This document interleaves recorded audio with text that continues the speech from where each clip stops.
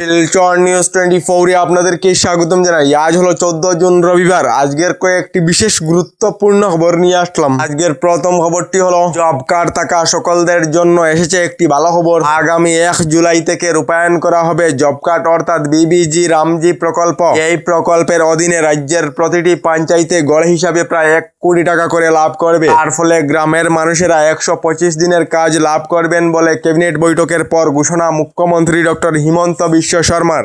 এদিকে এবার থেকে 18 বছরের ঊর্ধ্বের কোনো ব্যক্তি নতুন করে আধার কার্ড পাবেন না। কোনো ক্ষেত্রে আধার কার্ডের প্রয়োজন হলে জেলা সচিবের কার্যালয়ের মাধ্যমে অনুমতি নিতে হবে।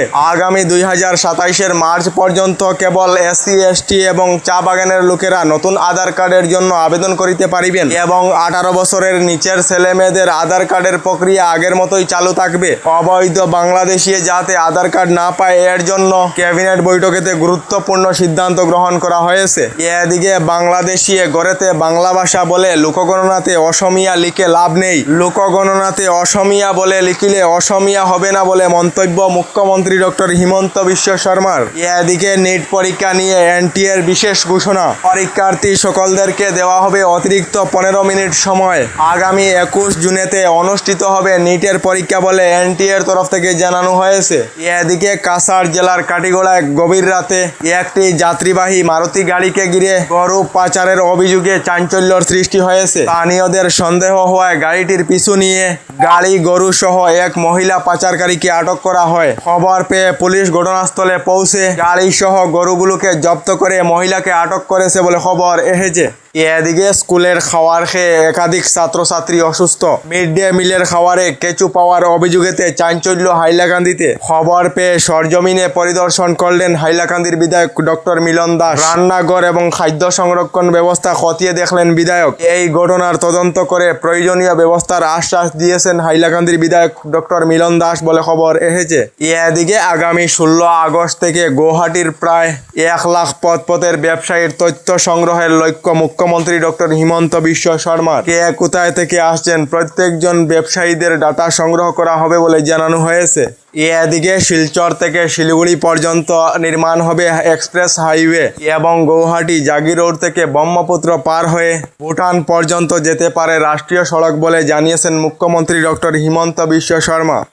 এদিকে আবহাওয়া বিজ্ঞান কেন্দ্রের পূর্বাভাস অনুযায়ী বরাক উপত্যকা সহ রাজ্য জুড়ে আগামী 3 দিন পর্যন্ত বজ্রপাত ও ভারী বৃষ্টিপাতের সম্ভাবনা রয়েছে, যার ফলে IMDর তরফ থেকে রাজ্য জুড়ে ইয়েলো অ্যালার্ট জারি করা হয়েছে বলে খবর এসেছে।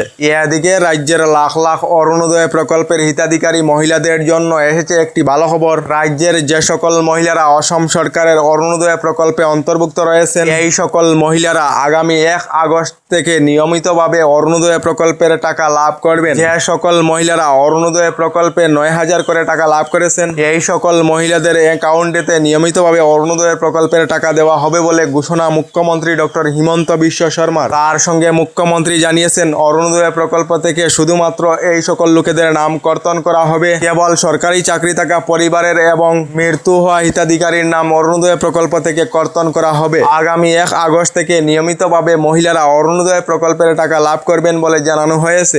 এদিকে আমেরিকা ও ইরানের যুদ্ধ শেষ হওয়ার খবর আসার পর শেয়ার বাজারেতে অভূতপূর্ব উত্থান দেখা দিয়েছে। সেন্সেক্স 1700 পয়েন্ট ছুঁয়েছে এবং ভারতীয় টাকা 76 পয়সা মজবুত হয়েছে বলে খবর এসেছে। এদিকে সরকারি গড় লাভ না করা সকলদের জন্য এসেছে একটি ভালো খবর। প্রধানমন্ত্রী আবাস যোজনা 2.0 অধীনে অসমে 220.12 কোটি টাকার আবন্টন লাভ করার সঙ্গে সঙ্গে 16,810টি ঘরের অনুমোদন লাভ করেছে, যার ফলে এখনো পর্যন্ত যে সকলেরা সরকারি ঘর লাভ করেননি, এই সকলেরা শীঘ্রই সরকারি ঘরের টাকা লাভ করবেন বলে অসম সরকার থেকে জানানো হয়েছে। আমাদের ডেইলি খবরগুলি ভালো লাগলে আমাদের ভিডিওতে লাইক দিয়ে চ্যানেলটিকে সাবস্ক্রাইব করে নেবেন।